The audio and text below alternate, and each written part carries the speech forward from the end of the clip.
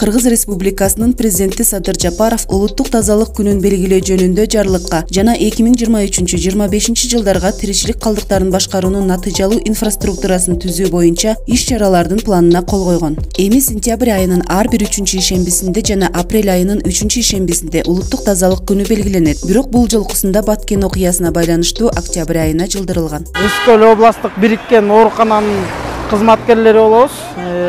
Өзгөчө биякта хирургия отделение бөлүмүнүн врачтары жана мед айымдары ушундай эмеден бери тазалап келатабыз. Парктан бери Элебайга чейин буюрса иштер кандай десем жакшы. Баарыбыз караколго салым кошуп ушундай тазалыкты эле өзүбүздүн шаарыбызды тазалыкта эле кармап жүрөлү. Ошо баарыңарды чакырам. Эч эмелерден калтырбай мындай субботникке чогуу чыгып туралы.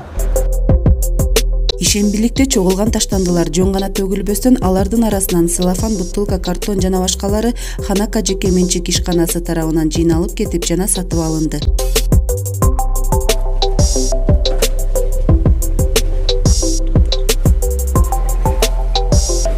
Жыл болду иштегенибизге. 2002 жылы ачылганбыз. Ошол бойдон иштеп келатабыз. Каракол шаарынын жетеги Ысык-Көл областынын полун жыйнап келүү шакка түшөт.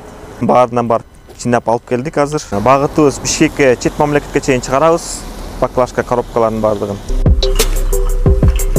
Өлкөбүздүн тазалыгына салым кошолу деп улуттук тазалык күнүндө ушул ишкананын таштанды ташыган машиналарын күйүүчү май менен Веснет долбоору камсыздап берди. Бул долбоор республика боюнча 40 машина катуу таштандыны кайра иштетүүгө алып кетти.